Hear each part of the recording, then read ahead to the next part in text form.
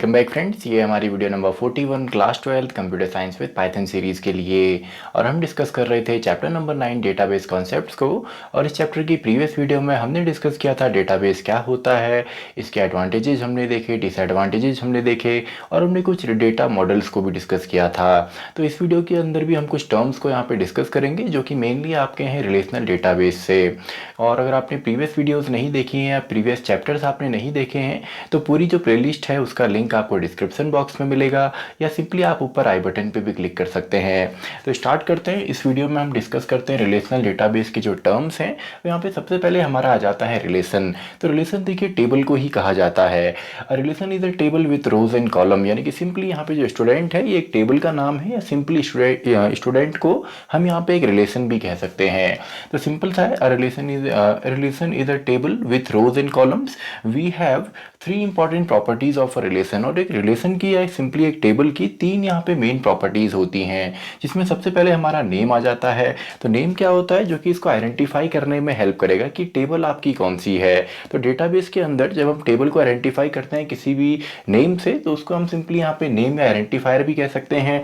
It is the identifier of the table, यानी कि जो टेबल को आइडेंटिफाई करने में हमारी हेल्प करता है वो उसका नेम होता है। तो हमने देखा था पाइथन में, हमने कहा था आइडेंटिफायर वहाँ पे एक टर्म था जिसको सिंपली हमने नेम कहा था, यानी कि आइडेंटिफायर आपके नेम्स होते हैं। तो इसी तरीके से यहाँ पे ठीक उसका उल्टा है।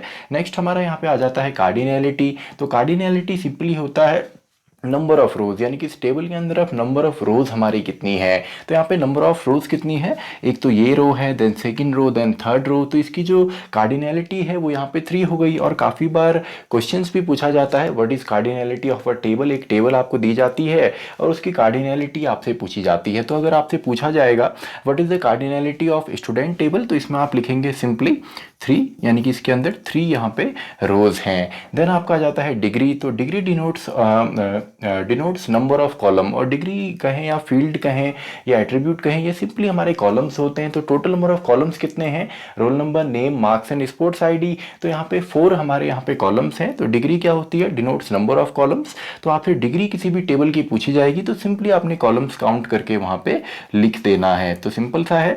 देन आपका जाता है यहाँ पे, ये तो इसके मेन टर्म है, यानी कि एक टेबल कौन सी है, उसका नाम क्या है, उसमें रोज कितने हैं, कॉलम्स कितने हैं। ये 3 यहाँ पे मेन प्रॉपर्टी हैं। इसके अलावा हमारी कुछ और टर्म्स भी हैं, जैसे आपका टपल्स है। तो tuples also known as records or rows, यानी कि टपल्स को हम रिकॉर्ड्स भी कहते हैं, रोज भी कहते हैं। यानी कि आपका जो ये है तो ये इंडिविजुअल रिकॉर्ड कहें, रो कहें या टपल कहें, यानी कि एक इंडिविजुअल ऑब्जेक्ट का ये रिकॉर्ड है। जैसे 101 रोल नंबर जो है, उसका नेम, उसके मार्क्स एंड स्पोर्ट्स आईडी। तो इंडिविजुअल जो रिकॉर्ड है उसी को सिंपली हम टपल या टपल्स यहाँ पे कह सकते हैं। इसी तरीके से आपका एट्रीब्यूट्स, यानी कि ऑल्सो नोन एज फील्ड्स और कॉलम, यानी कि ये जो आपके फील्ड होते हैं या कॉलम होते हैं उन्हीं को सिंपली हम एट्रीब्यूट कहते हैं। तो यहाँ पे एट्रीब्यूट आपका रोल नंबर है, नेम है, मार्क्स है एंड स्पोर्ट्स आईडी है। तो ये सिंपली आपके इंटरचेंजेबली इनको यूज़ किया जाता है। तो इसमें आपने कन्फ्यूज़ नहीं होना है। अगर आपसे नंबर ऑफ फील्ड पूछा जाए या एट्रीब्यूट पूछा जाए या कॉलम पूछा जाए, तीनों यहाँ पे एक ही चीज़ है। देन आपका आ जाता है डोमेन। तो डोमेन क्या होता है, it is a collection of all possible values for a given column or attribute, यानी कि गिवन अगर आपका कोई कॉलम यहाँ पे या एट्रीब्यूट या सिंपली फील्ड आपका गिवन है तो उसके अंदर पॉसिबल वैल्यूज़ क्या आ सकती हैं, सिंपली वही हमारा डोमेन होता है। तो यहाँ पे देखिए जैसे रोल नंबर है, नेम है, ये आपके एट्रीब्यूट्स हैं। तो इसके अंदर कौन कौन सी पॉसिबल वैल्यूज आ सकती हैं। जैसे रोल नंबर है तो 101, 108 या जो भी फॉर्मेट हो, लेकिन इसके अंदर केवल आपका यहाँ पे रोल नंबर आएगा, नेम नहीं आ सकता, मार्क्स नहीं आ सकता, स्पोर्ट्स आईडी नहीं आ सकता। वैसे ही नेम है तो नेम में केवल आपने नेम इस कॉलम के अंदर आपने फिल करने हैं। आप इसके अंदर रोल नंबर हो या मार्क्स हो इनको फिल नहीं कर सकते हैं। तो सिंपल है, it is a collection of all possible value for a given column or attribute, या सिंपली आप रेंज भी कह सकते हैं कि किसी भी डोमेन की एक रेंज वहाँ पे कितनी है। देन आपका यहाँ पे कॉन्सेप्ट आता है डेटाबेस कीज़ का। तो कीज़ सिंपली आपका यूज़फुल होती हैं किसी भी रिकॉर्ड को यूनिकली आइडेंटिफाई करने के लिए किसी भी टेबल के अंदर। तो database keys, the key is defined as a column or attribute or the combination of attribute that are use to identify record in a table. तो सिंपली की क्या होती है, key is defined as a column, या simply आप इसको attribute कहें या simply simply आप इसको फील्ड भी कह सकते हैं, और द कॉम्बिनेशन ऑफ एट्रीब्यूट, या इन सभी का combination that are use to identify record in a table, यानी कि जो एक रिकॉर्ड को आइडेंटिफाई करने में हेल्प करते हैं किसी भी टेबल के अंदर। तो सिंपल सा है, यहाँ पे देखिए जैसे यहाँ पे हम अगर हम सिंपली की बोले, अभी कितने टाइप की होती हैं वो तो हम देखने वाले हैं। सिंपली अगर हम की बोलें तो मान लीजिए हमने रोल नंबर यहाँ पे एक की ले ली, तो ये की हमको यूनिकली यहाँ पे आइडेंटिफाई करने में हेल्प करेगी इस रिकॉर्ड को।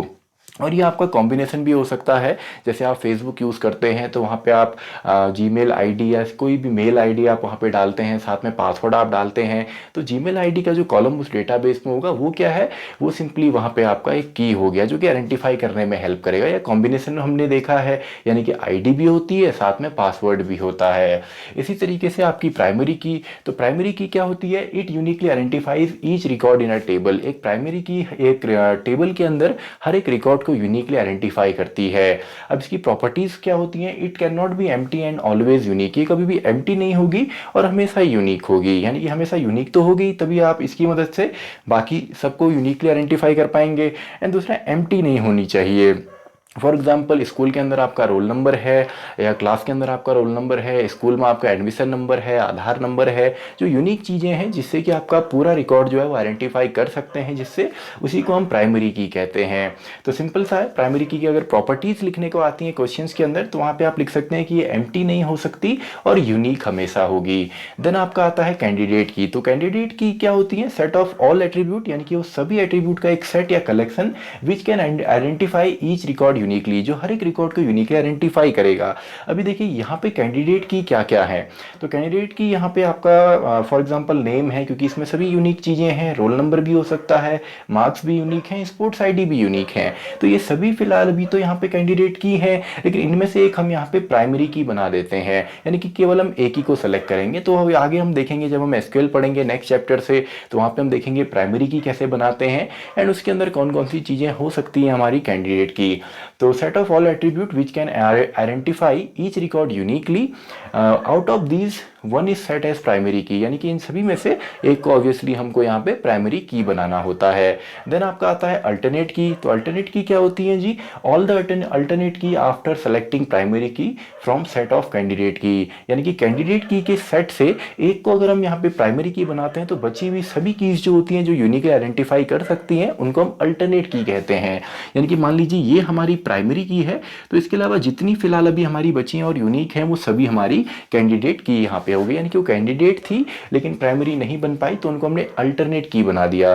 फॉर एग्जांपल स्कूल में आप अपना रिकॉर्ड चेक कर रहे हैं, आपको आपका एडमिशन नंबर नहीं पता, तो आप वहाँ पे कॉम्बिनेशन बना सकते हैं। सिंपली आप वहाँ पे आपको अगर अपनी क्लास पता है या सिंपली रोल नंबर पता है तो उनकी मदद से आप अपने रिकॉर्ड को आइडेंटिफाई कर सकते हैं। देन आपका आ जाता है फॉरेन की।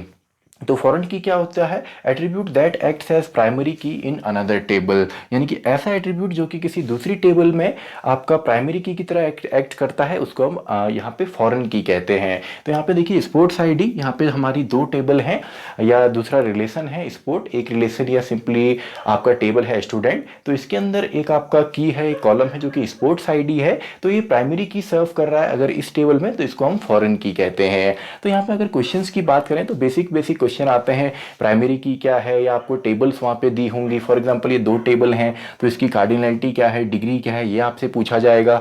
और काफ़ी बार क्वेश्चन थोड़े से अलग आते हैं, मान लीजिए आपको एक टेबल दी है और इस टेबल के अंदर आपसे कहा गया कि एक टेबल है और इसमें हमने एक और जो है रिकॉर्ड को ऐड कर लिया है, तो एक रिकॉर्ड को और इसमें ऐड करेंगे तो इसकी कार्डिनलिटी क्या होगी, डिग्री क्या होगी। तो मान लीजिए एक रिकॉर्ड इसके अंदर हमने और यहाँ पे ऐड कर लिया तो कार्डिनलिटी में क्या हो जाएगा, देखिए कार्डिनलिटी क्या होती है, नंबर ऑफ रो, तो एक और बढ़ा दी हमने तो यहाँ पे कार्डिनलिटी हो गई 4। और यहाँ पे इसकी डिग्री में क्या फर्क पड़ेगा, कुछ भी नहीं, क्योंकि हमने रिकॉर्ड यहाँ पे इंसर्ट किया है, कोई नया कॉलम हमने इंसर्ट नहीं किया है। तो जो हमारा यहाँ पे डिग्री है वो सेम रहेगी 4 + 0, क्योंकि कोई भी कॉलम ऐड नहीं हुआ तो 4 ही यहाँ पे आएगा। तो इस तरीके से भी क्वेश्चन आते हैं, बेसिक क्वेश्चन है, आप इनको भी बना लेंगे। तो आई होप आपको ये समझ में आया होगा, आप स्क्रीनशॉट इसका ले सकते हैं नोट्स के लिए। तो आई होप आपने इसका स्क्रीनशॉट ले लिया होगा। तो इसी के साथ हमारी ये वीडियो भी खत्म होती है, वीडियो नंबर 41, और साथ ही में हमारा चैप्टर भी खत्म होता है, चैप्टर नंबर 9। तो मैं मिलता हूं आपसे अगली वीडियो में, वीडियो नंबर 42, जहां पे हम स्टार्ट करेंगे चैप्टर नंबर 10 एसक्यूएल या स्ट्रक्चर्ड क्वेरी लैंग्वेज को, वीडियो नंबर 42।